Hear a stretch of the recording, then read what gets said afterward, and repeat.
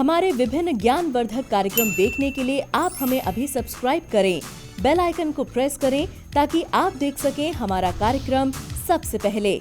और अधिक जानकारी के लिए फेसबुक पेज को लाइक करना ना भूलें। जय माँ इंद्राक्षी। इंद्राक्षी धाम में दर्शकों आप सभी का हम हार्दिक स्वागत करते हैं। आज के दिन जिन जातकों का जन्म दिवस है, मैरिज एनिवर्सरी है, उन सभी को हमारी तरफ से बहुत बहुत शुभकामनाएं।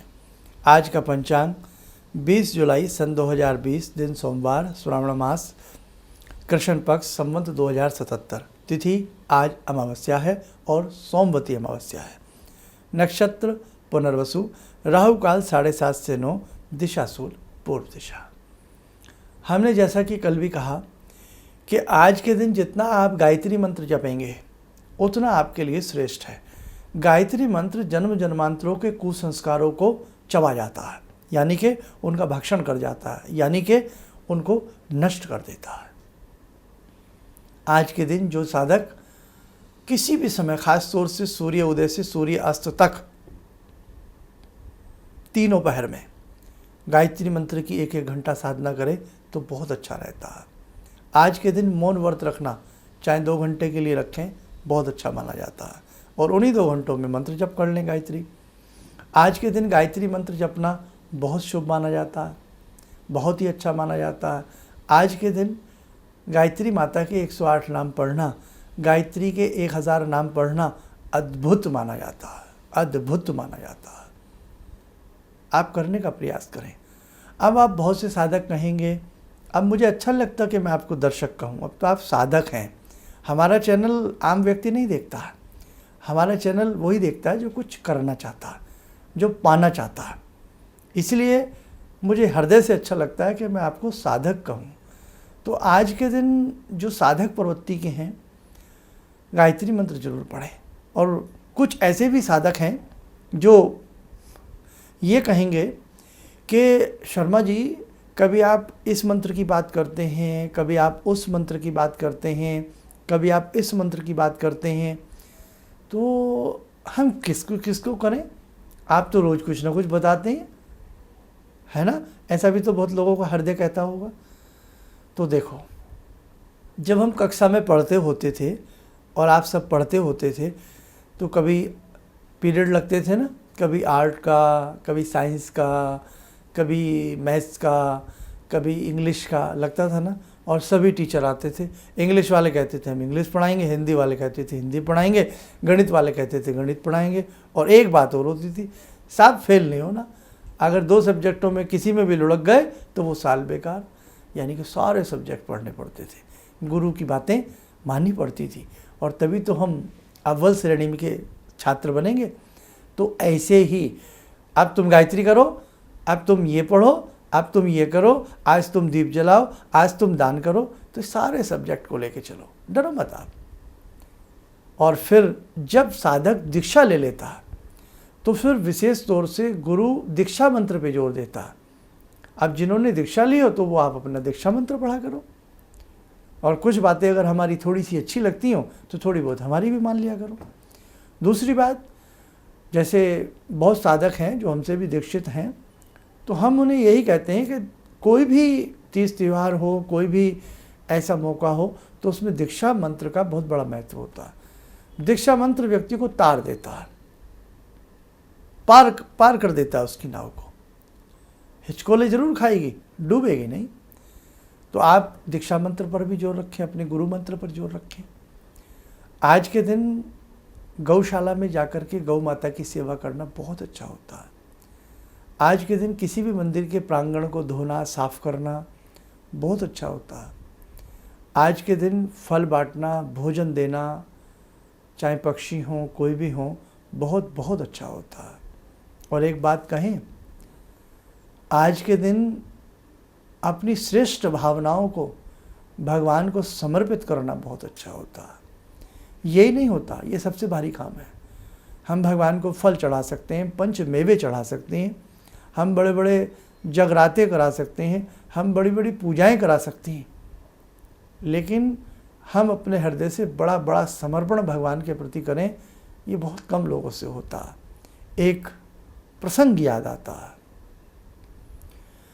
सोमवती अमावस्या की बात पर बात याद आती है कि पार्वती जी ने देखा हरिद्वार में कि बहुत लोग गंगा में डुबकी लगा रहे हैं, हजारों लोग लगा रहे हैं, नहा रहे हैं, लगा रहे हैं, नहा रहे हैं, लगा रहे हैं। और उसमें कुछ ऐसे भी लोग जो पार्वती जी को शायद अच्छे से भी नहीं लगे। तो पार्वती जी ने देखा कि शास्त्र में लिखा है कि सोमवती अमावस्या के दिन जो गंगा में स्नान करता है उसे स्वर्ग और मोक्ष की प्राप्ति होती है। लेकिन इतने सारे लोग, इतना बड़ा तो स्वर्ग भी नहीं है। अब पार्वती जी विचलित हो गई और सोमवती अमावस्या हर साल आती है। तो बड़ी परेशान हुई, सोचा कि शास्त्र भी झूठ नहीं बोल रहा है, लेकिन मैं कहीं ना कहीं विश्वास भी नहीं कर पा रही हूँ। भगवान शंभू से कहा कि हे भगवान शिव, हे प्रभु, मेरी शंका का समाधान करें। अब इतने सारे लोग गंगा में डुबकी लगा रहे हैं तो सबको स्वर्ग मिल जाएगा, इतना बड़ा तो हमारा स्वर्ग भी नहीं है, कैसे होगा, कैसे व्यवस्था बनाएंगे आप, कैसे क्या होगा। भगवान शिव मुस्कुराए और बोले चलो आपको हम एक लीला करके दिखाते हैं, हमारी लीला में आपको आंसर मिल जाएगा। तो भगवान शिव ने एक कोढ़ी का रूप धरा और बड़े बड़े फफोले उनके शरीर पे, उसमें से पस गिरता हुआ पानी ऐसे आदमी के पास कौन लगे। और पार्वती जी को बड़ी ही सुंदर अलंकारित महिला बना दिया, बहुत सुंदर युवती, और वो उनके पास खड़ी हैं और अपना शरीर कोढ़ी कलंक के साथ साथ बहुत भारी बना लिया। और वो दूर गंगा जी से कहीं एक कोने से में कहीं वो बैठे हैं, हाँफ रहे हैं, पार्वती जी खड़ी हैं और उधर से बहुत लोग गुजर रहे हैं, बहुत लोग गुजर रहे हैं गंगा स्नान करके, कोई जा रहा है, कोई आ रहा है, कोई जा रहा है, कोई आ रहा है। बहुत लोगों की कुदृष्टि पार्वती जी पे पड़ती है, अच्छी दृष्टि नहीं, कुदृष्टि, समझिए आप। बड़ी हैरान कि ये गंगा में स्नान करके आ रहे हैं और ऐसी दृष्टि। बहुत लोग बोले कि क्या तकलीफ है। बोले तकलीफ कुछ नहीं है, ये मेरे पति हैं, ये बहुत भारी भी हैं, मुझसे उठते नहीं और इनको रोग भी अनेकों हैं। इनकी इच्छा है आज सोमवती अमावस्या है कि मैं गंगा में स्नान करूं। मैं जैसे तैसे करके घर से यहाँ तक तो उनको ले आई, लेकिन अब मुझ में हिम्मत नहीं है। मैं चाहती हूँ कोई इनको एक डुबकी भर लगवा दे। तो लोगों की ऐसी ऐसी बातें। बोले अरे किस कोढ़ी कलंगे के चक्कर में आप जीवन बर्बाद कर रही हैं, आप हमारे साथ चलिए, आप ऐशो आराम करेंगी, आपको बहुत स्वर्ग की तरह सुख मिलेगा। हमारे पास संपत्ति है, हमारे पास सब कुछ है, सब कुछ आपको मिलेगा, छोड़िए इसको। ऐसी ऐसी बातें और भी अजीब अजीब बातें। बड़ा मन रुष्ट पार्वती जी का अंदर से, बड़ा मन दुखी। बोले क्या भाव हैं इनके, जो गंगा में डुबकी लगा रहे हैं और आ रहे हैं, क्या भाव हैं इनके। कुछ पलों के बाद जैसे ही ये आधे से ज़्यादा दिन बीता, आधे दिन बीतने के बाद एक नवयुवक वहाँ आया, उसके हाथ में प्रसाद लड्डू गंगा मैया में चढ़ाने को जा रहे हैं वो। तो वो कुछ देर से देख रहे थे सारी चीज़ें कि कैसे तानाकसी लोग बाग, जैसे कई बार हम भी देखते हैं किसी को कोई परेशान करता है, फिर कई बार मन भी होता है अरे भाई क्यों इन्हें तंग कर रहे हैं आप, ऐसा भी होता है ना।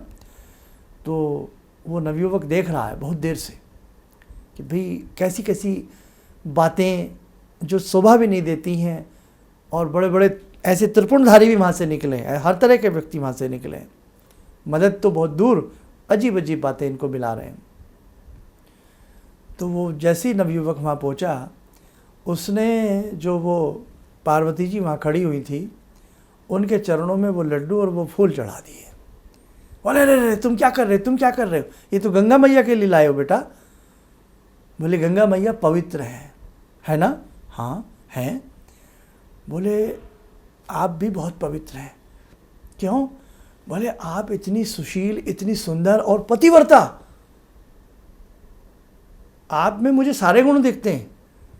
आपका शील नहीं डगमगाता, आपका धैर्य नहीं डगमगाता, आपको पति धर्म के सामने कुछ नजर ही नहीं आ रहा, मैं ये महसूस कर रहा हूँ। और इतनी पवित्रता की छवि आप हैं, तो मेरे लिए तो हे माते आप ही गंगा है। बताइए क्या मैं सेवा करूँ। इनको स्नान कराना है? बोले हाँ बेटा, पर इनको कोढ़ है, तुम्हारे शरीर पे ना छू जाए, तुम्हें दिक्कत ना हो जाए। बोले नहीं माता, कोई बात नहीं है, गंगा मैया पवित्र हैं, वो सबकी रक्षा करती हैं और आपके पति भी स्वस्थ हो जाएंगे डुबकी लगा के, ऐसा मुझे विश्वास है। तो साधु को क्या हुआ, उस युवक ने जो भगवान शिव बैठे थे उन्होंने गोदी में उठा लिया। भारी तो रूप बना ही रखा था और ऐंठ में टैंठ हो गए और भारी से हो गए। जोर लगाए वो साधक, और तपस्या में बहुत बल होता है और इरादों में बहुत बल होता है। इरादे हों तो पहाड़ की चट्टानें हम लोग तोड़ सकते हैं। बस जैसी गोदी में उठाया भर के, उसी समय भगवान शिव ने दर्शन दे दिए। बोलिए हर हर महादेव। तो भगवान शिव ने कहा कि पार्वती, ऐसे लोगों को सोमवती अमावस्या नहाने में स्वर्ग मिलता है, इन लोगों को नहीं जो पाखंडी हैं। समझे, स्वर्ग ऐसे लोगों के लिए आरक्षित है, रिजर्व है। भाई दर्शन हो गए और लीला भगवान की पूर्ण हो गई। तो पार्वती ने कहा हाँ, हमारा शास्त्र सच्चा है, शास्त्र में सच लिखा है। तो मेरे दर्शकों, शास्त्र कभी झूठ नहीं बोलता। वो बात अलग है कि उसका आकलन करना हमें आता है या नहीं आता है। आज का नवयुवक कुछ भी कह देता है, अरे आप तो कहते हो ऐसा हो जाएगा तो ये करना पड़ेगा, वहाँ श्राद्ध करना पड़ेगा, वहाँ जाके पंडित जी जिमाने पड़ेंगे। क्यों नहीं करना पड़ेगा? आपको मालूम है शास्त्र की ABCD मालूम है आपको? आपने इंग्लिश पढ़ी है, दिस फॉर दैट पढ़ा है जीवन भर। आपने शास्त्र पढ़े हैं? बच्चों से हम पूछें आज के, जब आपने शास्त्र पढ़े ही नहीं है, आपका अधिकार नहीं है इस पे उंगली उठाने का, आपका अधिकार नहीं है अपने मम्मी पापा को डांटने का। हाँ जी, ऐसा भी होता। तो इसलिए देखो, ये मत समझो कि जितना हमें आता है संसार में उतना ही ज्ञान है। संसार विपुल ज्ञान से भरा हुआ है। तो सोमवती अमावस्या में गायत्री मंत्र पढ़ना, हवन करना, जप करना, सहायता करना, मदद करना, और हमने क्या कहा, भावनाओं को बल देना, तब भगवान प्रस्तुत होते हैं। ऐसे नहीं होते कि गए गंगा जी में 4 डुबकी लगाई, उसी में कपड़े धोए, उसी में अपना अंडरवियर धोया, उसी में बाल सिर में शैम्पू लगा के धोया। अरे क्या हम कहीं पर्यटक का वो कर रहे हैं? हम तीर्थ स्थान पे जा रहे हैं, हम किसी पर्यटन क्षेत्र में नहीं जा रहे हैं। आजकल तो लोगों ने पिकनिक बना लिया है बहुत सारी चीज़ों को, कि साहब चलो घूमने चलते हैं। कहाँ चलते हैं? चाहे वहाँ चलते हैं। अरे घूमने की जगह नहीं है, वो पूजा स्थल हैं, वो पूजा करने के स्थल हैं, वो इस प्रकार के स्थल हैं। समझे? चलो किसी दिन ऐसा भी टॉपिक लेंगे कि भाई हम कैसे अपने पूजा स्थलों को पूजें और किस भावनाओं के साथ कैसे हम जाएं। ठीक है? तो सोमवती अमावस्या में ज़्यादा कुछ ना कहते हुए मैंने आपको शिव प्रसंग सुनाया है। तो ऐसा ही प्रयास करें कि बहुत अच्छे से सेवा भावना करें, तो भगवान आपसे दूर नहीं है। आइए, भगवान शिव की बात की है तो भगवान शिव की ही साधना से जुड़ते हैं। ॐ आत्मा त्वं गिरिजामति सहचरा प्राणा शरीरं गृहं पूजा ते विषयोपभोग रचना निद्रा समाधिस्थिते संचारा पदयो प्रदक्षिण विदेः श्रोत्राणि सर्वागिरो यद्यात् कर्म करोमि तद्दखिलं शम्भोस्तवाराधनम् चन्द्रोद्भासितशेखरे स्मर हरे गंगाधरे शंकरे सर्पे भूषितकण्ठकर्णविवरे नेत्रोत्तवे स्वानरे दन्ते त्वकृतसुन्दरां वरदरे त्रैलोक्यसारे हरे मोक्षार्तिं कुरु चित्तवृत्त्यमचलं मन्येस्तु किं कर्म वे वन्दे देव उमापतिं सुरगुरुं वन्दे जगत्कारणं वन्दे पन्नगभूषणं मृगधरं वन्दे पशूनां पतिं वन्दे सूर्यशशाङ्कवह्निनयनां वन्दे मुकुन्दप्रियं वन्दे भक्तजनश्रयं च वरदां वन्दे शिवं शङ्करम् ॐ कर्पूरगौरं करुणावतारं संसारसारं भुजगेन्द्रहारं सदा वसन्तं हृदयारविन्दे भवं भवानी सहितं नमामि भवं भवानी सहितं नमामि। कवच बना लें, ध्यान करें, शंभु का आशीर्वाद हम सबके ऊपर बरस रहा है।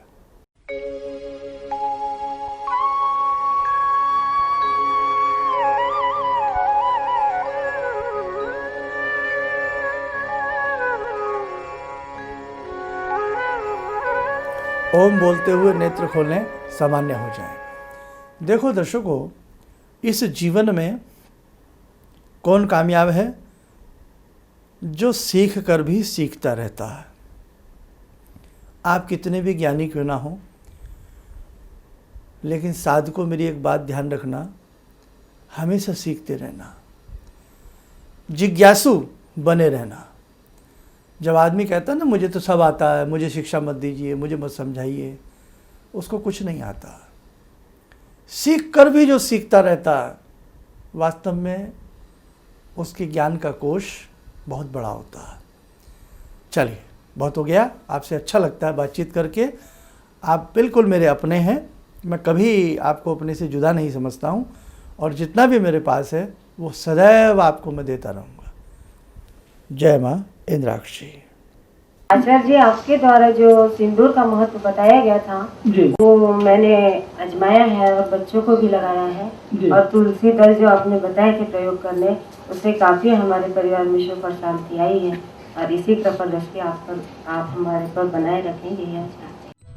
किसी भी समस्या के समाधान के लिए मिले प्रसिद्ध हस्तरेखा एवं वास्तु विशेषज्ञ प्रोफेसर धर्मेंद्र शर्मा जी से।